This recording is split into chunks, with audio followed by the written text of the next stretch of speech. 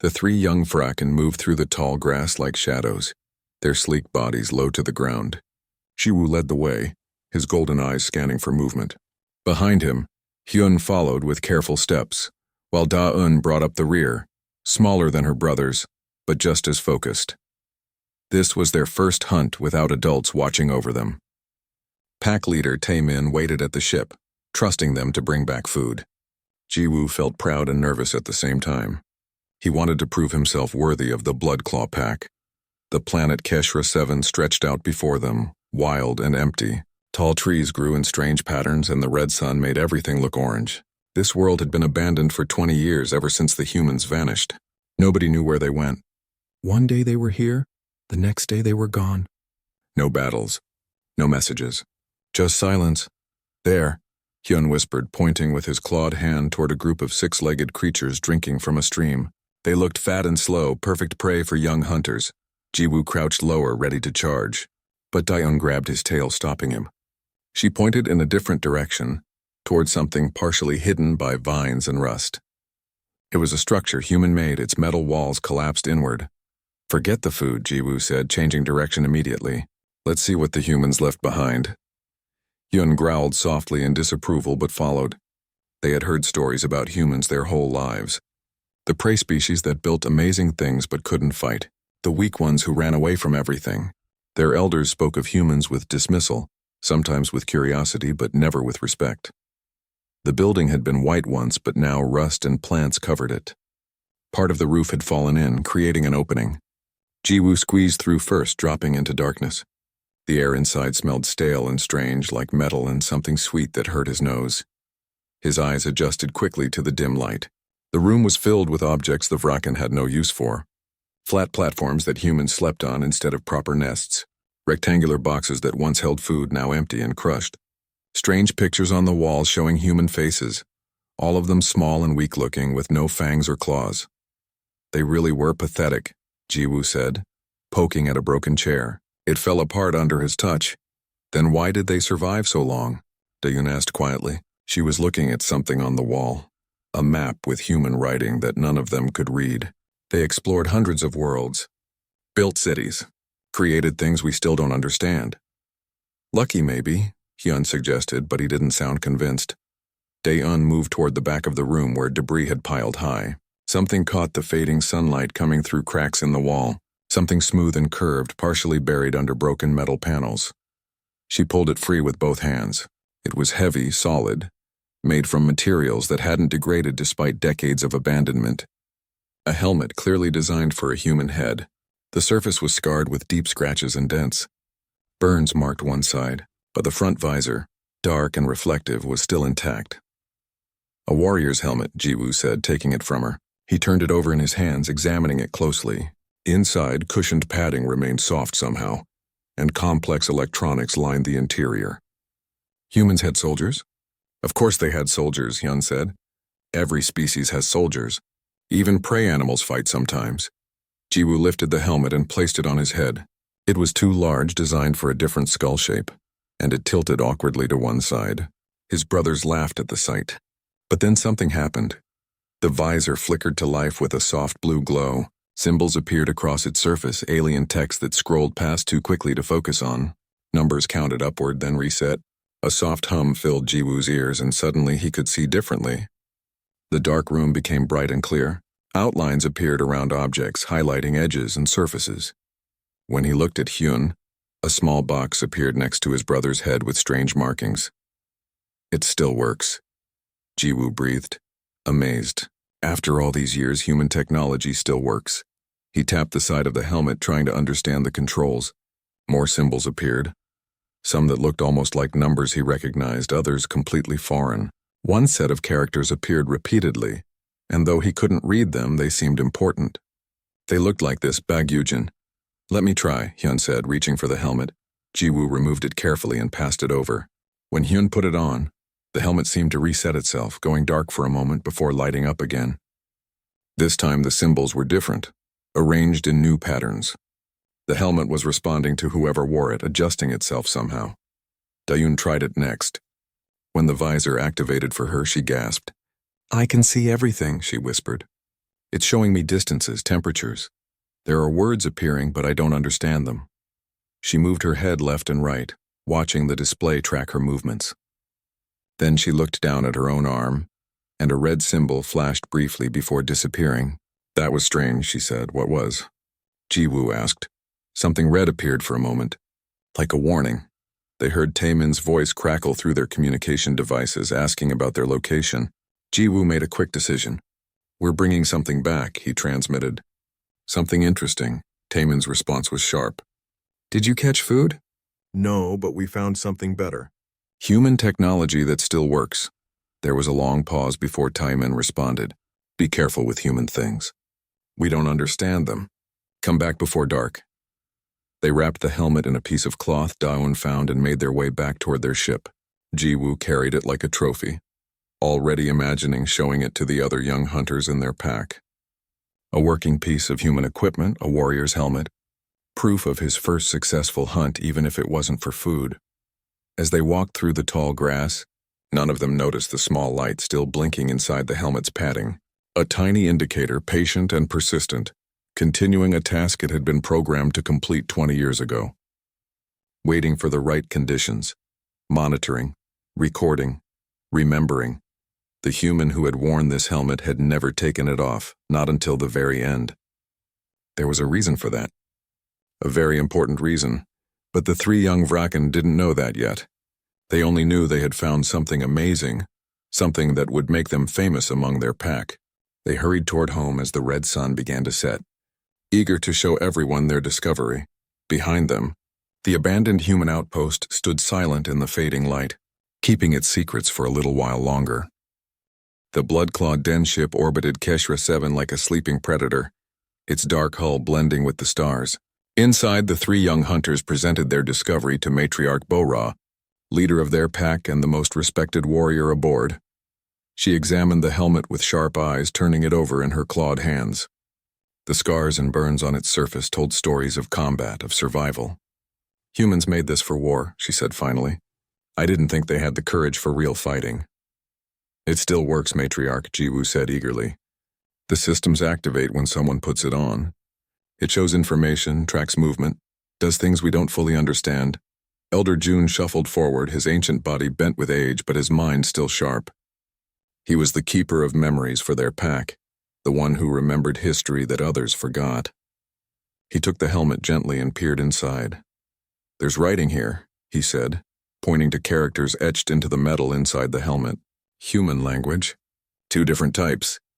His clawed finger traced the symbols carefully. This part says Sergeant Eugene Park, HCMC 7th Drop Legion, 2247. What does that mean? Daewon asked. It's a name and a military unit, Elder June explained.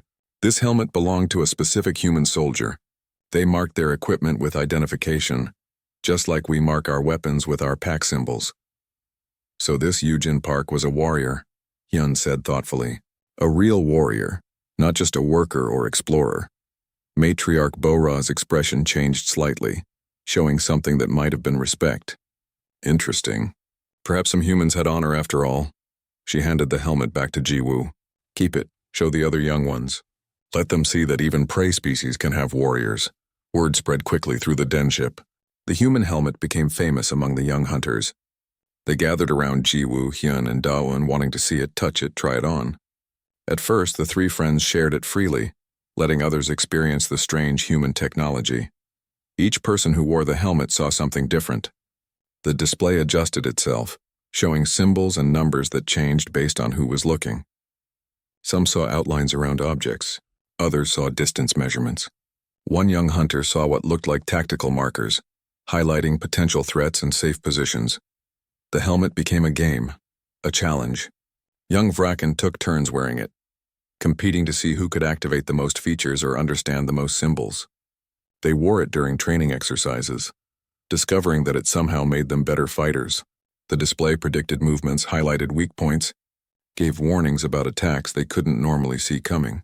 Hansol, one of the older young hunters, watched these games with growing irritation.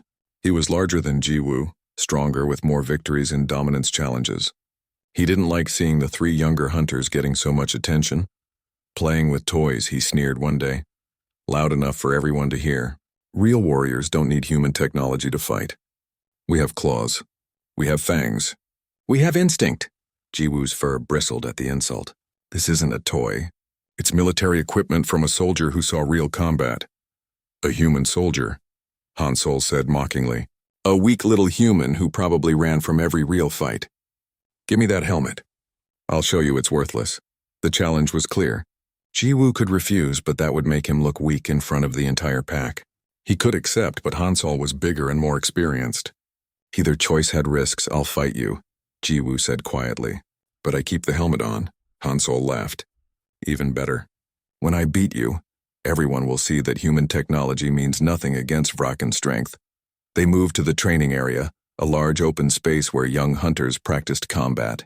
The pack gathered around, excited to watch. Matriarch Bora observed from above, interested to see what would happen. Jiwoo put the helmet on and immediately the visor came alive. The display was different this time, more active, more responsive. Red outlines appeared around HelmetTookTurnsWearingtthen, tracking his movements. Small symbols marked his joints, his center of balance, his vulnerable points. A thin line predicted his probable attack angle. HelmetTookTurnsWearingtthen charged without warning, trying to end the fight quickly with overwhelming force. But Jiwoo saw the attack coming before it happened. The helmet's display showed trajectory, speed, impact point. He sidestepped at the last possible moment, moving with precision he didn't normally possess. HelmetTookTurnsWearingtthen stumbled, surprised. He turned and attacked again, this time with more strategy, feinting left before striking right. The helmet tracked both movements, highlighting the real threat while dismissing the fake. Jiwoo blocked the real attack and countered with a strike to HelmetTookTurnsWearingtthen's shoulder, exactly where the display indicated a weak point. The fight continued, but the outcome was clear. Jiwoo wasn't stronger or faster than HelmetTookTurnsWearingtthen, but he moved with perfect efficiency. Every attack came from the optimal angle. Every defense happened at exactly the right moment. The helmet wasn't just showing information. It was teaching, guiding, enhancing combat ability in real time. HelmetTookTurnsWearingtthen, frustrated and humiliated, finally submitted. He backed away, breathing hard, his pride damaged. That's not fair, he growled. That's cheating. Is using a weapon cheating? Matriarch Bora's voice cut through the murmurs of the watching crowd. Is wearing armor cheating? Technology is a tool, just like claws or fangs. This human soldier understood that. HelmetTookTurnsWearingtthen lowered his head and left the training area, defeated. The other young hunters looked at Jiwoo with new respect, but also with something else. Uncertainty. Maybe fear. It's cursed, one of them whispered. Human spirits live in their technology. Don't be stupid, Hyun said, but even he looked unsettled. That night, Da-eun examined the helmet more carefully while her brothers slept. She activated it and watched the display, trying to understand the symbols. Most of them made no sense, but some patterns repeated. Numbers that might be dates, characters that might be warnings. Then she saw it again. The red symbol that had appeared before when she first tried the helmet. This time she watched more carefully. The symbol appeared when she looked at her own arm, flickered for a moment, then disappeared. She tried different angles, different lighting. Sometimes the symbol appeared, sometimes it didn't. She looked closer at what triggered it.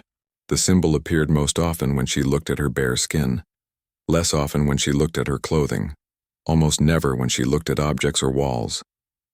It was scanning for something biological, a warning symbol. But warning about what? Elder June visited them the next morning, moving slowly through the corridors. He wanted to examine the helmet again. He spent a long time looking at the writing inside, touching the electronics gently, studying the wear patterns on the exterior. This person fought many battles, he said finally. These scars are from weapons fire. These burns are from explosions. This soldier survived situations that would kill most warriors. He paused, his old eyes distant. But there's something strange here. What? Jiwoo asked. These wear marks inside on the padding. They suggest this helmet was worn for a very long time without being removed. Days, maybe weeks. The cushioning is compressed in a pattern that shows constant use. He looked at the three young hunters seriously. Why would a soldier never take off their helmet? Even during rest? Even during sleep? Nobody had an answer. Matriarch Bora made a decision that changed everything. We're joining an expedition, she announced to the pack. Multiple species are exploring old human colonies looking for useful technology. If this helmet has value, perhaps other human equipment does too. We leave tomorrow. Jiwoo, Hyun, and Da-eun looked at each other. An expedition meant leaving Keshra 7. traveling to other worlds, seeing real human cities instead of just abandoned outposts. It meant discovering more secrets about Sergeant Yu-Jin Park and why she never took off her helmet. Dayun looked at the helmet resting on its shelf, its visor dark and quiet, but inside she knew the small blinking light continued its patient work, monitoring, recording, waiting to deliver a message that was 20 years overdue. The expedition fleet gathered above the planet called Verdant Hope, though there was nothing verdant or hopeful about it anymore. 8 ships from different species, all searching for human technology, all hoping to profit from what the vanished prey species left behind.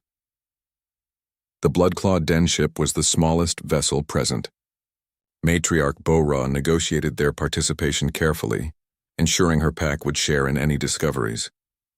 The lead ship belonged to the Kethrin, a species of calculating merchants who saw profit in everything. They had brought Dr. Mi-Ray, a Vrakan scientist who studied extinct civilizations. Dr. Mi-Ray visited the Bloodclaw ship specifically to see the helmet. She was older than Matriarch Bo-Ra, her fur graying, but her mind was sharper than any warrior's claws. She examined the helmet with instruments and scanners, recording data, taking measurements. "Fascinating," she murmured. "This is military-grade equipment, but it's also medical technology. See these sensors inside? They monitor the wearer's health. Heart rate, brain activity, blood chemistry. This wasn't just a combat helmet. It was a life support system." "Why would a soldier need life support?" Hyun asked. Dr. Mi-Ray didn't answer immediately. She was reading data from her scanner, her expression growing concerned. "There are trace amounts of unusual compounds in the padding. Sterilization chemicals, antibacterial agents. This helmet was designed to create a sealed environment." She looked up at them. "This soldier was protecting herself from something in the air. Disease?" Dayun suggested quietly. "Perhaps. Or contamination. Or something worse." Dr. Mi-Ray handed the helmet back carefully. "Bring this to the surface. If we find human computer terminals, this helmet might interface with them. We could access records, learn what happened here." The landing party included Matriarch Bo-Ra, Captain Su-Jin from the merchant vessel, Dr. Mi-Ray, and the 3 young hunters. Ji-Woo carried the helmet, feeling its weight differently now. Not a trophy. Not a toy. Something important. Verdant Hope had been a human colony of 30,000 people. The city remained mostly intact, buildings standing empty, streets clean of bodies or damage. Like Keshra 7, the humans had simply left. Doors were locked. Vehicles were parked neatly. Food still sat in storage, preserved and untouched. "They evacuated in a hurry," Captain Su-Jin observed, "but with organization. This wasn't panic. This was planned." They moved toward the central administrative building, a tall structure that would have housed computers and records. The doors were sealed with human security systems, but Captain Su-Jin's engineers bypassed them easily. Inside, emergency lighting still functioned, casting everything in dim red light. Dr. Mi-Ray located a main terminal and activated it. The screen came to life, showing human text and symbols. "It's asking for authorization," she said. "We need proper credentials to access the system." Ji-Woo looked at the helmet in his hands. "What if we try this?" He placed the helmet on his head and immediately something changed. The terminal screen flickered. The helmet's visor glowed brighter than ever before, symbols scrolling past rapidly. Then a sound came from the helmet's speakers. A voice speaking in a language none of them understood, but the tone was clear. It was warning them. The terminal screen changed, displaying what looked like authorization codes. The helmet was unlocking the system, proving its identity, establishing connection. Data began flowing across the screen too fast for anyone to read. Then the voice changed. It switched to standard galactic language, still broken and fragmented, but understandable. "Warning. Biological threat level critical. Contamination protocols engaged. Echo protocol active. This is Sergeant Yu-Jin Park, service number 77423. If anyone finds this recording," the voice cut off. The visor displayed a hologram projecting into the air in front of Ji-Woo. It showed a human woman in military armor, her face tired, her eyes determined. This was Yu-Jin Park, the soldier who owned the helmet. "Playback corrupted," a different voice said. "Artificial and mechanical. AI fragment echo protocol attempting reconstruction. Multiple file damage. Many memories lost. What are you?" Dr. Murray asked, stepping closer. "I am Emergency Command and Health Oversight System. Designation Echo. I was Sergeant Park's combat assistant and medical monitor. She programmed me with final messages in case the AI paused, in case she did not survive. What happened here? Matriarch Bora demanded. Where did the humans go? Accessing records. Warning, significant data corruption. The hologram flickered, showing images of humans evacuating, loading onto ships, moving with desperate speed. Biological contamination detected 7 months before evacuation. Origin unknown. Transmission method. Direct contact with infected biological material. Effects on human nervous system. Catastrophic. More images appeared. Human scientists studying something under microscopes. Medical facilities full of sick people. Military units establishing quarantine zones. And through it all, soldiers like Eugene Park wearing sealed helmets and protective suits. Humans weren't fleeing enemies, Hyun said slowly, understanding dawning.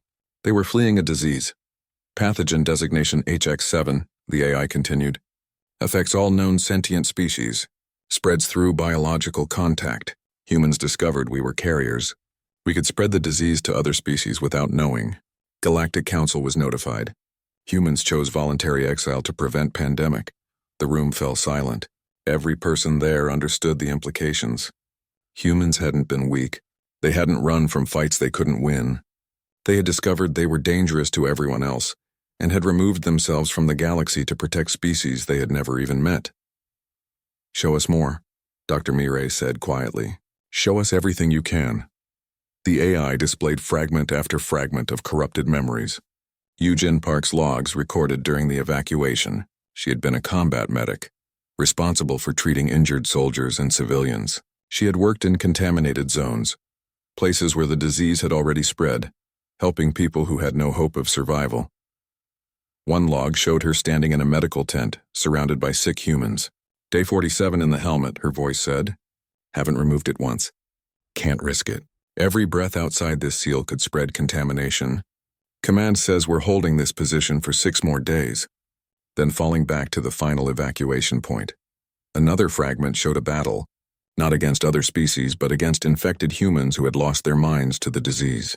They attacked anything that moved, spreading the pathogen through bites and scratches. Eugen and her squad defended a group of civilians, buying time for them to reach the ships. She never took the helmet off, Daeun whispered, because one moment of exposure could infect everyone around her. 47 days, Jiwoo repeated, trying to imagine it. Wearing the same helmet for 47 days straight. Sleeping in it. Fighting in it. Never seeing the sky without a visor in the way. Never feeling wind on your face. All to protect others. The final log showed Eugene Park at a defensive position, her squad reduced to just 3 soldiers. Behind them, the last civilian transport was loading. This is our last stand, she said calmly. The infected are coming. We'll hold them as long as we can. To whoever finds this, know that we didn't run because we were afraid. We ran because staying would have killed everyone. She paused, and for the first time her voice cracked slightly. Tell them we were brave. Tell them we fought. Tell them humans didn't disappear because we were weak. The hologram cut off. The AI spoke again. Sergeant Park's vital signs ceased 3 minutes after final log. Cause of death, multiple trauma from overwhelming enemy force. She held her position until all civilians evacuated. Mission success, no one spoke for a long time. Matriarch Bora, who had fought in dozens of battles, looked at the empty hologram space with something like reverence. Captain Sujin's calculating expression had been replaced with genuine respect. Dr. Mirai was recording everything, but tears marked her fur. The 3 young hunters stood together, understanding for the first time what real sacrifice meant. Eugene Park hadn't died in some glorious battle against worthy opponents. She had died holding back sick, infected humans who used to be her friends. She had died wearing a helmet she couldn't remove, protecting people she would never meet from a species she would never know existed. We need to leave, Dr. Mirai said suddenly, her voice urgent. If this disease is still present, if it's dormant in the ruins, we could activate it by being here. The AI's voice agreed. Correct. Pathogen traces detected in current environment. Risk level, moderate. Recommend immediate quarantine protocols for all expedition members. They ran for the exit, but as they moved, Daeun noticed something. The red warning symbol in her visor, the one she had seen before, was appearing more frequently now. Not just when looking at her own skin, but when looking at the walls, the floors, the air itself.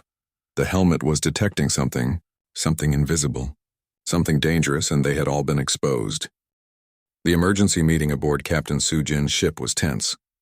Representatives from all 8 expedition vessels crowded into the command center, all of them worried, many of them angry. They had come looking for treasure and technology. Instead, they had found a warning they couldn't ignore. "Lock down all ship," Subcommander Wu Jin said firmly. He was military intelligence, suspicious of everything, and right now his suspicion might save lives. "Nobody leaves this system until we know if we're infected. We can't risk bringing this disease back to our homeworlds." "That could take months," one of the Kethrin merchants protested. "We have schedules, contracts, responsibilities. And we have families," Matriarch Bo-Ra said coldly. "If this human disease is real, if it spreads like their records say, going home could kill billions. We stay here until we know for certain." Dr. Mi-Ray stood at the front of the room, displaying data on large screens. "I've been analyzing the AI's information along with our medical specialist, Bay. The disease the humans called HX7 is unlike anything we've encountered. It targets the nervous system of sentient species specifically. It leaves animals alone, only affects beings capable of complex thought." "How does it spread?" someone asked. "Biological contact," Bay answered. He was a thin, nervous scientist who looked terrified of his own data.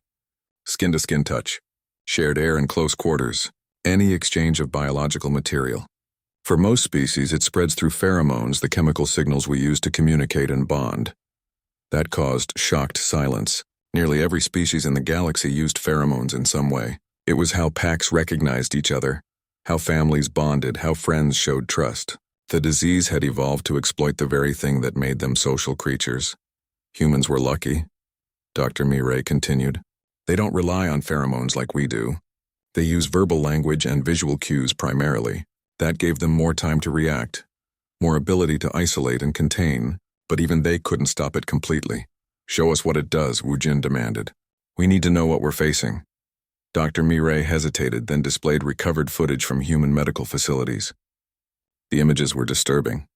Infected humans in the early stages showed confusion, aggression, loss of impulse control. In later stages, they lost all higher thinking, becoming violent animals that attacked anything moving. The disease essentially burned out the advanced parts of their brains, leaving only base instincts. "Time from infection to complete loss of function," Bay said quietly.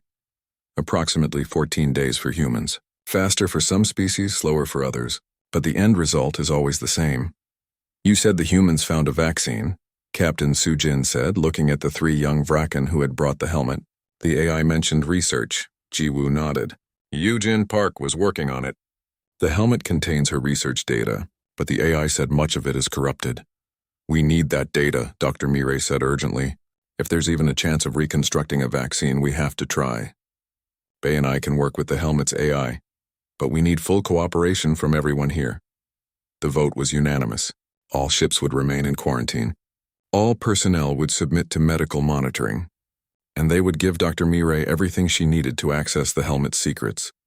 For 3 days, Ji-Woo sat in the medical laboratory while Dr. Mi-Ray and Bay worked with the helmet. The AI Echo slowly revealed its hidden files, fragment by fragment. Yujin Park had been brilliant, combining human medicine with alien biology she had barely understood, working desperately to create something that could save both humans and the other species they had encountered. She was so close, Bay said, reading through corrupted files. "Look at this." She identified the pathogen's attack vector, found the proteins it uses to hijack neural pathways. She even synthesized a prototype vaccine. "Did it work?" Ji-Woo asked. "We don't know. The test results are corrupted. But the formula is here, partial but recoverable. With modern techniques, we might be able to complete her work." But there was a problem. To reconstruct the vaccine, they needed live samples of the pathogen, and the only place to find those was back on Verdant Hope, in the sealed research laboratory where Yujin Park had done her final work. "Absolutely not," Matriarch Bo-Ra said when they proposed the plan. "Sending people back down there is suicide." "We have environmental suits," Wu Jin argued. "Better than what the humans had 20 years ago. We can protect ourselves." "The humans had suits too," Hyun pointed out. "They still got infected, but they didn't have this." Dr. Mi-Ray held up the helmet. "Yujin's helmet has sensors that can detect the pathogen. It can warn us before exposure becomes dangerous. With modern suits and the helmet's monitoring, we can retrieve samples safely. The debate went on for hours, but eventually they agreed. A small team would return to Verdant Hope, find the sealed research laboratory, retrieve pathogen samples, and return for immediate quarantine. The team would include Dr. Mireille, Bei, Wujin for security, and the 3 young Vraken. Why us? Taeyun asked. Because the helmet trusts you, Dr. Mireille said simply. The AI Echo has been monitoring you since you found it. It responds better to your neural patterns than anyone else's. If we're going to do this, we need the helmet working at full capacity. They descended to Verdant Hope at dawn, the city looking peaceful in the soft light. But now they knew what had happened here. The empty streets felt haunted. Thousands of humans had walked these paths, lived in these buildings, and then abandoned everything to protect strangers they would never meet. The research laboratory was in the medical district, a reinforced building designed to contain dangerous materials. The entrance was sealed with multiple security layers, each one requiring the helmet's authorization to bypass. They moved carefully, watching their suit readings, listening to the helmet's warnings. Inside, the laboratory was exactly as Eugene Park had left it. Research notes covered the walls. Computer terminals displayed frozen data, and in the back, behind triple-sealed doors, was the containment chamber where live samples had been stored. The pathogen is dormant but viable, Bei said, reading his instruments. Cold storage preserved it. We can collect samples, but we need to be extremely careful. Jiwoo wore the helmet, watching the red warning symbols appear and disappear across his visor. The AI guided them, highlighting safe paths, warning about contaminated areas, calculating risk levels for every action they took. They collected samples in specialized containment units, following protocols that Eugene Park had written in her notes. The work was slow, methodical, nerve-wracking. One mistake could expose them all. One breach in their suits could start the infection spreading again. Then Wujin found something that made everyone stop. A personal log recorder, Eugene private journal sitting on a desk with a note attached. The note said, "Play this. You need to understand." Dr. Mireille activated the recording. Eugene Park's face appeared, looking exhausted beyond measure. "If you're watching this, you've found the samples. You're probably scared. You should be. This disease is worse than anything we've faced before." She paused, gathering her thoughts. "But here's what you need to know. It's not natural. We didn't find this disease by accident. It was made, created by someone, something, as a weapon." The recording continued, Eugene explaining their discoveries. The pathogen was too perfect, too specifically designed to attack sentient nervous systems while leaving animals unharmed. It had genetic markers that suggested intentional engineering. Someone had built a disease to wipe out intelligent life. "We never found who made it or why," Eugene said. "We only know that humans were meant to die first. Then we would spread it to everyone else we contacted. We were supposed to be the delivery system for galactic extinction." Her expression hardened. "We chose differently. We quarantined ourselves. We ran away, yes, but not from cowardice. We ran to save you. All of you. Every species we've never met. Every world we'll never see." The recording ended with Eugene looking directly at the camera. "Complete my work. Create the vaccine. Save yourselves. And remember that humanity didn't disappear because we were weak. We disappeared because we refused to be weapons." The laboratory was silent except for the sound of breathing inside environmental suits. Finally, Wujin spoke. "We need to leave, now. We have the samples. We have the data. Let's finish what she started." They returned to the ship without incident, immediately entering medical quarantine. Bei and Dr. Mireille began working with the samples, combining Eugene's research with modern medicine, racing to create a vaccine before anyone showed symptoms of infection. Because the helmet's sensors were showing something terrifying. They had been exposed. All of them. The pathogen was in their systems now, dormant but present, waiting for conditions to activate it. They had days, maybe weeks, before the disease began its work. And their only hope was completing the research of a dead human soldier who had worn her helmet for 47 days straight, never giving up, never stopping, determined to protect people she would never meet from a threat they didn't know existed. Jiwoo sat in quarantine, the helmet resting in his lap, and whispered to the AI inside, "We won't let her down. We'll finish this, I promise." The AI's response was quiet, almost gentle. "She would be proud of you. All of you. Thank you for remembering her." The quarantine zone became their world. 8 ships locked in orbit around Verdant Hope. Nobody allowed to leave, everyone waiting to see if they would live or die. Medical monitors tracked every person constantly, watching for the first signs of infection. Fear spread almost as fast as the disease could. Jiwoo, Hyun, and Da-eun remained in the isolation ward with Dr. Mi-rae, Bae, and Woo-jin. They had been exposed longest and most directly. If anyone was going to show symptoms first, it would be them. The helmet stayed with them, its AI providing constant monitoring and guidance. Your neural patterns are showing minor anomalies, Echo reported on the 5th day. Nothing conclusive yet, but the pathogen is present in your system. It's trying to establish itself. How long do we have? Daeun asked quietly. Unknown. The disease acts differently in different species. For Vraken, based on my analysis, you might have 10 to 12 days before symptoms appear. Humans had 14. Catherine might have less, 10 to 12 days. Less than 2 weeks to complete a vaccine that Eugene Park had spent months working on before she died. Dr. Mi-rae and Bae worked without sleeping, driven by desperation and professional determination. They had Eugene's research, the pathogen samples, and modern medical equipment. Combining human knowledge with current science, they began reconstructing the vaccine formula piece by piece. Look at this, Bae said on the 7th day, his voice hoarse from exhaustion. Eugene identified 3 key proteins the pathogen uses to cross the blood-brain barrier. If we can block those proteins, we can prevent the disease from reaching the nervous system. She synthesized blocking agents, Dr. Mi-rae added, reading Eugene's notes. But her testing was incomplete. She died before confirming the formula worked. So we could create a vaccine that does nothing, Woo-jin said grimly. Or worse, one that makes the infection spread faster. Or we could create one that saves everyone, Dr. Mi-rae shot back. We have to try. There's no other option. But they needed test subjects. Someone had to take the experimental vaccine first to see if it worked. The ethics were complicated, but the math was simple. If they did nothing, everyone would die. If they tried and failed, everyone would die. If they tried and succeeded, everyone would live. I'll do it, Jiwoo said immediately. Give me the first dose. You're too young, Matriarch Bo-ra said from her quarantine chamber, communicating by video. I should be first. No, Jiwoo insisted. The helmet works best with me. The AI can monitor my response better than it could anyone else's.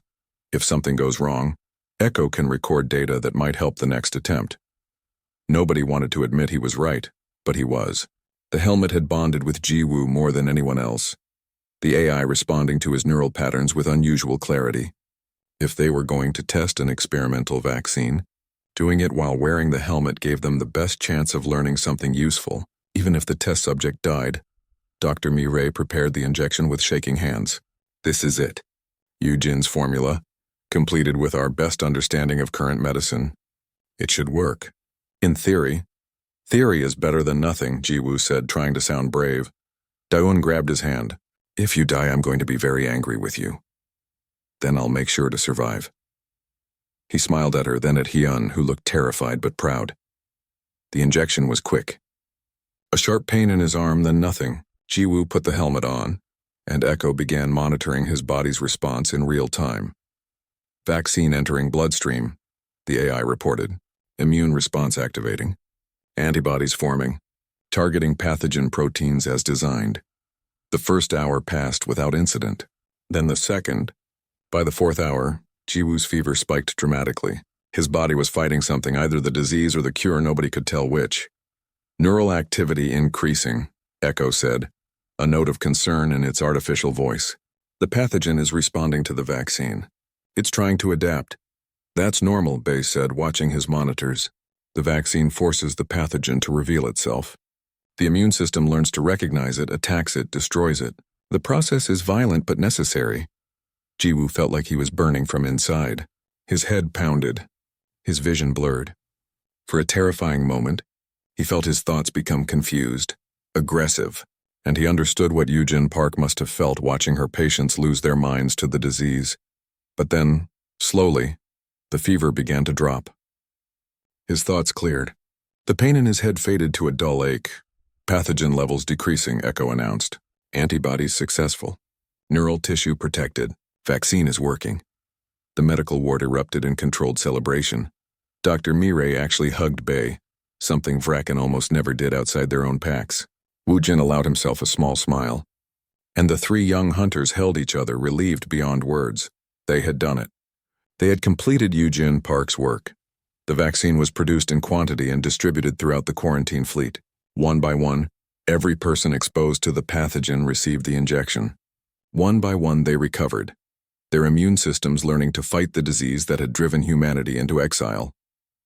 By the 15th day, medical monitors confirmed what everyone hoped. The pathogen was defeated. Nobody would develop symptoms. Nobody would lose their minds. The disease that had forced humans to abandon the galaxy was finally cured. But that created a new question. Where were the humans now? They had been in exile for 20 years, hiding somewhere to protect other species from a disease they no longer needed to fear. They needed to know they could come home. We have to find them, Jiwoo said. We have to tell them what we've done. The galaxy is big, Captain Sujin said. They could be anywhere. They might not want to be found. They left messages, Elder June said thoughtfully. Records, data. Soldiers like Yujin Park wanted people to know what happened. Maybe they left other clues about where they went. The expedition changed its mission. Instead of looting human technology, they began preserving it, studying it, learning from it. They found more logs from soldiers and scientists, more research data, more clues about humanity's exodus, and they found something else. A pattern in the evacuation routes, a direction. Humanity hadn't scattered randomly across the galaxy. They had gone together, toward a specific region of space, far from established trade routes, far from other species. They're still together, Dr. Mireille said, mapping the pattern. They quarantined themselves but stayed united. Somewhere out there, humanity is waiting. Then we go find them, Matriarch Bora declared. We tell them they can come home. We tell them we have the cure. We tell them... She paused, choosing her words carefully. We tell them we're sorry we thought they were weak. The plan was ambitious.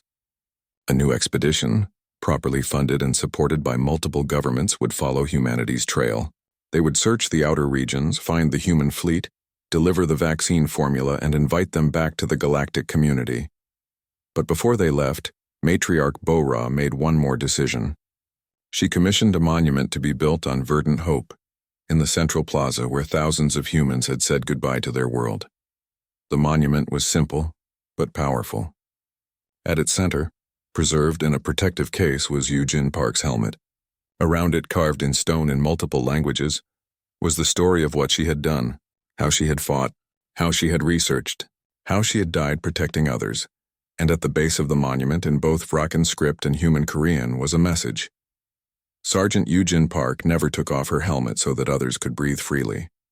She fought so that strangers might live. She died so that peace might survive. Humanity did not disappear from cowardice. They disappeared from courage. We will remember. We will honor. We will find them and bring them home.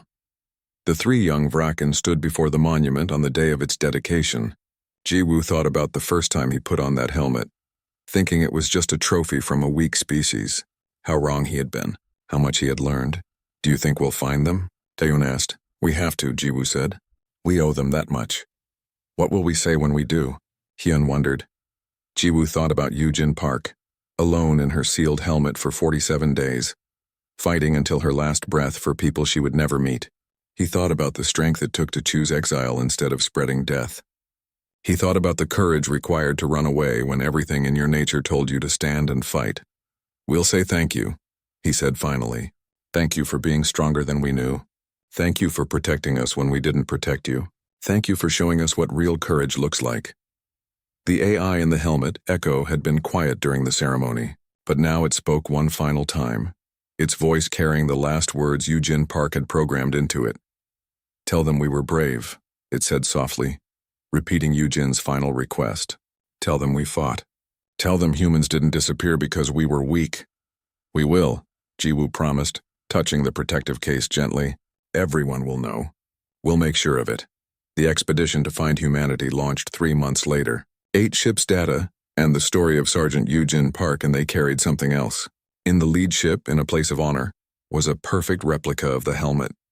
It would be the first thing humans saw when contact was made, a reminder of what they had sacrificed. Proof that their